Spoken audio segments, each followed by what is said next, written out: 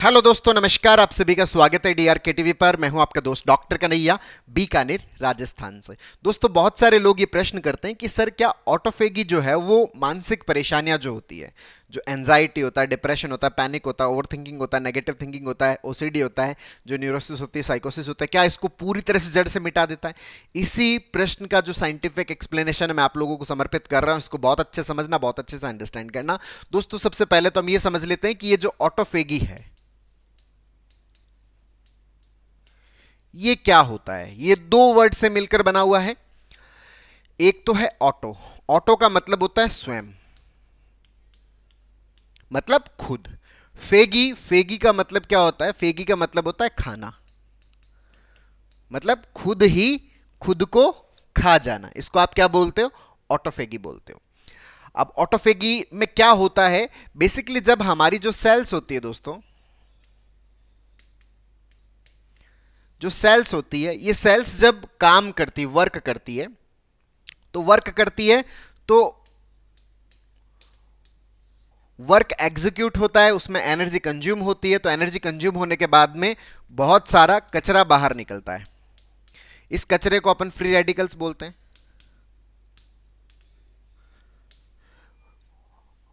इसके अलावा इस वर्क को एग्जीक्यूट करने के दरमियान बहुत सारे जो एंजाइम्स होते हैं, वो एंजाइम्स भी क्या होते हैं, अपना जो काम है वो गड़बड़ी से करने लग जाते हैं। तो एंजाइम्स का जो प्रोटीन्स वाला जो कचरा है, कुछ प्रोटीन्स जो एंजाइम्स के फॉर्म्स में, वो भी सेल्स के अंदर क्या हो जाती है, जमा हो जाती है, सेल्स के अंदर इकट्ठा हो जाती है। इसके अलावा सेल्स के खुद के कुछ हिस्से जो होते हैं वो क्या होते हैं, खराब हो जाते हैं। अब जैसे मान लीजिए कि आप गाड़ी चला रहे हैं, तो गाड़ी अगर आप चला रहे हैं तो चलाते चलाते बहुत बार गाड़ी के कुछ पार्ट्स है वो क्या हो जाते हैं, खराब हो जाते हैं।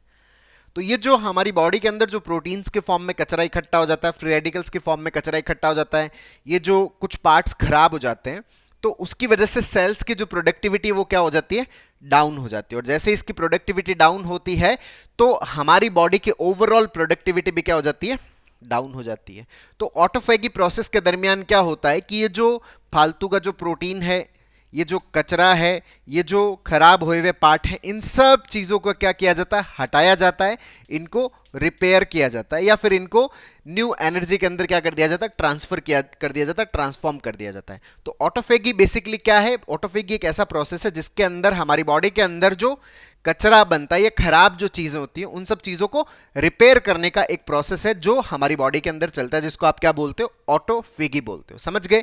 मतलब मेरे अंदर कोई भी पार्ट अगर गड़बड़ हो रहा है तो उसको मैंने अंदर से क्या किया, मेरी सेल्स ने उसको क्या किया, ठीक किया। इसको आप क्या बोल रहे हो, ऑटोफेगी बोल रहे हो। कोई कचरा जमा हो गया, कोई पार्ट खराब हो गया, उसको ठीक करने का प्रोसेस आप क्या बोलते हो, ऑटोफेगी बोलते हो।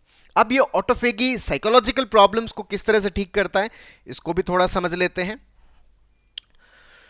दोस्तों, जो साइकोलॉजिकल प्रॉब्लम्स होती है, बेसिकली साइकोलॉजिकल प्रॉब्लम्स का कौन सा ऐसा पार्ट है जहां पर ये ऑटोफेगी काम करती है, उसको बहुत अच्छे से समझना।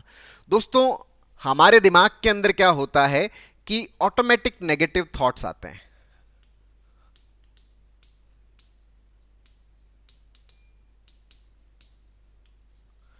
ऑटोमेटिक नेगेटिव थॉट्स क्यों आते हैं? क्योंकि हमारे अंदर क्या बने हुए होते हैं, नेगेटिव पैटर्न्स बने हुए होते हैं।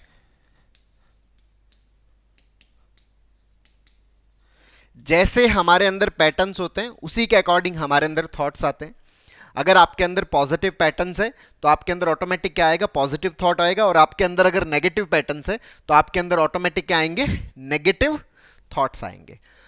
तो ये जो नेगेटिव थॉट्स आते हैं, इन नेगेटिव थॉट्स की वजह से हमारा जो दिमाग है वो ओवर थिंकिंग में चला जाता है।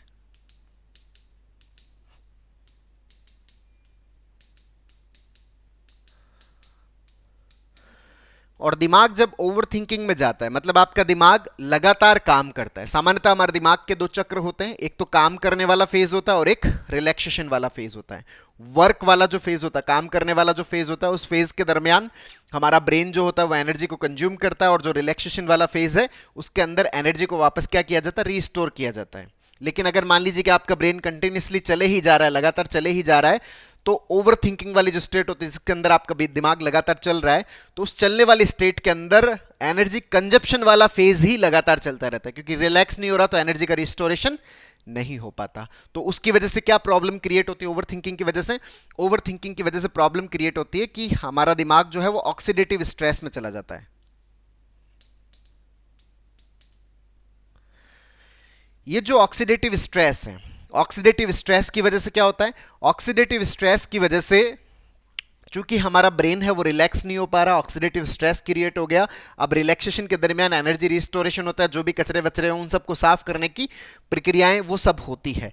तो ऑक्सीडेटिव स्ट्रेस के अंदर ब्रेन का रिलैक्सेशन नहीं हो पा रहा, एनर्जी रिस्टोरेशन नहीं हो पा रहा, तो ब्रेन के अंदर जो फ्री रेडिकल्स है, या हम कह सकते हैं कि जो खराब कचरा है,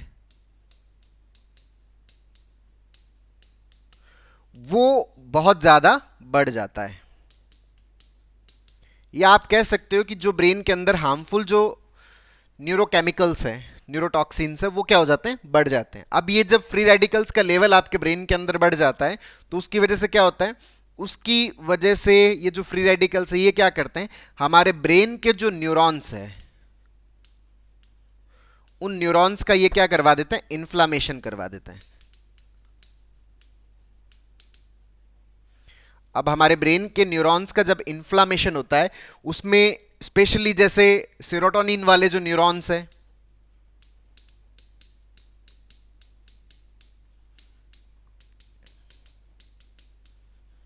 या फिर हमारे अंदर जो डोपामीन वाले न्यूरॉन्स हैं,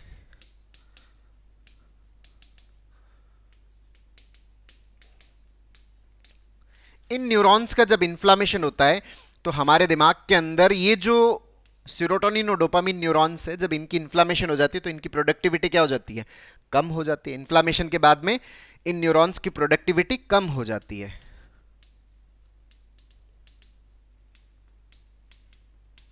और जैसे इनकी प्रोडक्टिविटी कम होती है तो ये न्यूरॉन्स क्या करते हैं? सीरोटोनिन और डोपामिन इनका प्रोडक्शन क्या कर देते हैं? कम कर देते हैं।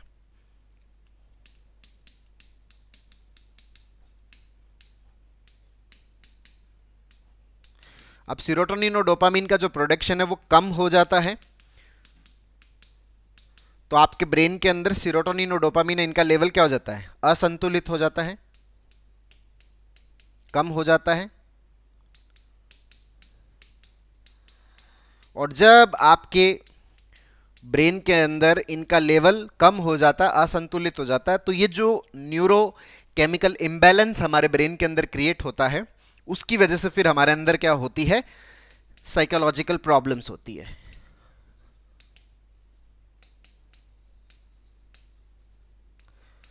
साइकोलॉजिकल प्रॉब्लम्स जो आपके एंजाइटी है, पैनिक है, डिप्रेशन है, ओवर थिंकिंग है, ओसीडी है, नेगेटिव थिंकिंग है, जो भी आप न्यूरोसिस और साइकोसिस के फॉर्म में आप जो डिफाइन करते हो, different types of psychological problems आपको होती है। तो ये किसी भी प्रकार के साइकोलॉजिकल प्रॉब्लम्स जो हमारे अंदर होती है उसका एक फ्लो चार्ट है। तो अब यहां पर जो ऑटोफेगी वाला जो प्रोसेस होता है, ऑटोफेगी वाला प्रोसेस कहां पर काम करता है? ऑटोफेगी वाला प्रोसेस काम करता है, मैंने आपको बताया कि जब कोई भी सेल एक्सेस में वर्क करती है तो उसकी वजह से हमारे ब्रेन के अंदर हार्मफुल केमिकल्स बन जाते हैं, फ्री रेडिकल्स बन जाते हैं, कुछ प्रोटीन्स जमा हो जाती है, या कोई सेल्स का जो कोई पार्ट है वो काम करना प्रॉपर नहीं कर पा रहा होता। तो ये जो फ्री रेडिकल्स या जो कचरा जमा हो रहा है, इस कचरे को साफ करने के लिए जो प्रोसेस यूज किया जाता है वो प्रोसेस ही क्या होता है? ऑटोफेगी वाला प्रोसेस होता है। तो अगर ऑटोफेगी की मदद से अगर हम इस कचरे को क्या करते हैं? साफ कर लेते हैं। अगर हम अपने फ्री रेडिकल्स के लेवल को सही कर लेते हैं, हम जो कचरा है उसको हटवा लेते हैं, या जो भी सेल्स काम कर रही थी उसके अंदर कोई भी फालतू की प्रोटीन जमा हो गई है तो उसको हम क्या कर लेते हैं? सही कर लेते हैं। मान लीजिए कि कोई एंजाइम था जो किसी भी प्रकार के केमिकल का फॉर्मेशन कर रहा था, उस एंजाइम के अंदर क्या हो गई? कोई गड़बड़ी हो गई, तो उसकी वजह से एंजाइम प्रॉपर काम नहीं कर रहा और वो एंजाइम इकट्ठा हो गया, तो उस एंजाइम्स को भी क्या कर देती है? हटा देती है।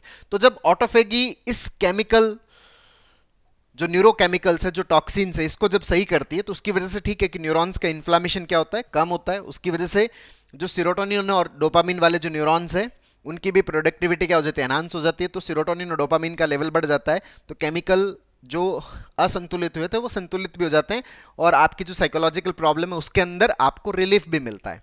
पर वो रिलीफ जो है वो परमानेंट होगा या वो टेम्परेरी होगा, इसको भी बहुत अच्छे समझने का है कि हमें परमानेंट और टेम्परेरी को हम कैसे अंडरस्टैंड करें? परमानेंट और टेम्परेरी का मतलब क्या है कि हमारे एक तो सिम्टम्स में कमी आना। जब ऑटोफेगी होता है तो ये वाला जो प्रोसेस है, ये वाला प्रोसेस तो चलो ठीक हो गया, तो ये वाला ठीक हुआ, तो इससे ये ठीक हो गया, ये ठीक हो गया, ये ठीक हो गया, ये ठीक हो गया, ये ठीक हो गया, और इसमें आपको सिम्टम्स में रिलीफ मिल गया। लेकिन ये गड़बड़ हुई ही क्यों?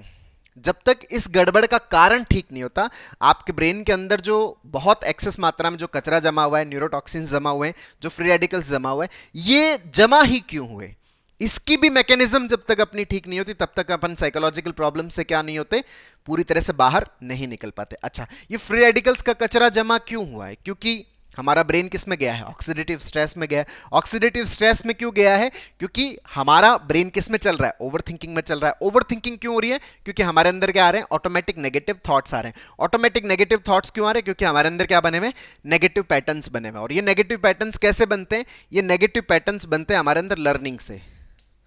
जो बचपन से अब तक की हमारी जो लर्निंग है, उस लर्निंग से हमारे अंदर पैटर्न्स बनते हैं, जो हमारे परसेप्शन का फॉर्मेशन करते हैं, जो हमारे कॉग्निशन का फॉर्मेशन करता है, जिसके माध्यम से हम चीज़ों को देखने का जो हमारा नजरिया है वो डेवलप होता है कि आप चीज़ों को पॉजिटिव वे में देख रहे हो या आप चीज़ों को नेगेटिव वे में देख रहे हो। अगर आप चीज़ों को पॉजिटिव वे में देख रहे हो तो आप बहुत अच्छा पॉजिटिव फील करते हो, कनेक्टेड फील करते हो, आपके ब्रेन के अंदर हैप्पीनेस न्यूरोकेमिकल्स उनका लेवल बहुत अच्छा होता है। लेकिन अगर आप चीज़ों को नेगेटिव वे में देख रहे हो, तो नेगेटिव वे में देख रहे हो तो आपका ब्रेन ओवर थिंकिंग में जाता है, आपको ऑक्सीडेटिव स्ट्रेस होता है, उसकी वजह से फ्री रेडिकल्स का लेवल बढ़ता है। इस स्टेप को कौन सही कर रहा है? आपकी ऑटोफेगी सही कर रहा है। लेकिन ऑटोफेगी उस स्टेप को सही नहीं कर रहा कि हमारे अंदर ये ऑक्सीडेटिव स्ट्रेस ही क्यों हो रहा है, हमारे अंदर ये ओवर थिंकिंग ही क्यों हो रहा है, हमारे अंदर ये ऑटोमेटिक नेगेटिव थॉट्स ही क्यों आ रहे हैं, हमारे अंदर ये नेगेटिव पैटर्न्स ही क्यों बने हैं।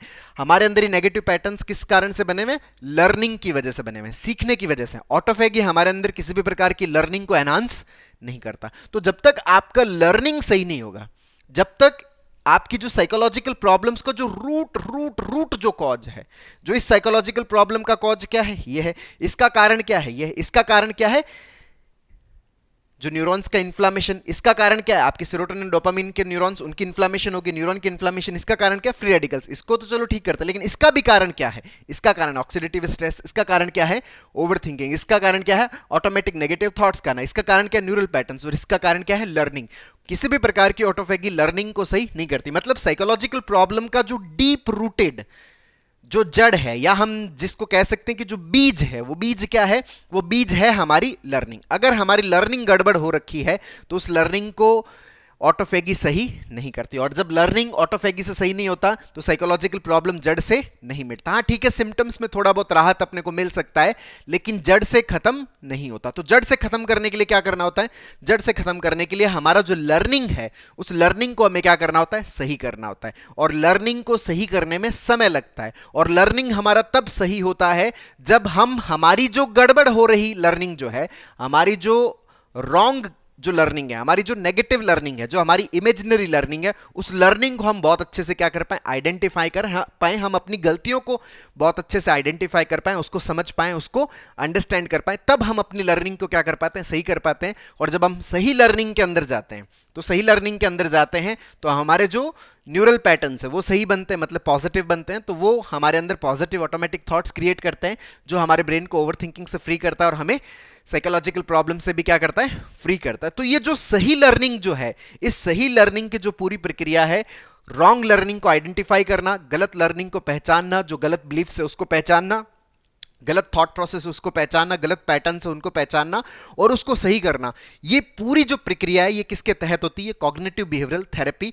उसकी मदद से ये सब चीजें की जाती है कि हम कैसे अपनी रॉन्ग लर्निंग को आइडेंटिफाई करें और उसको कैसे करेक्ट करें। इसी के लिए हम क्या प्रैक्टिस करते हैं? Cognitive behavioural therapy. जो सीबीटी है, बेसिकली सीबीटी इन सब चीजों का क्या है?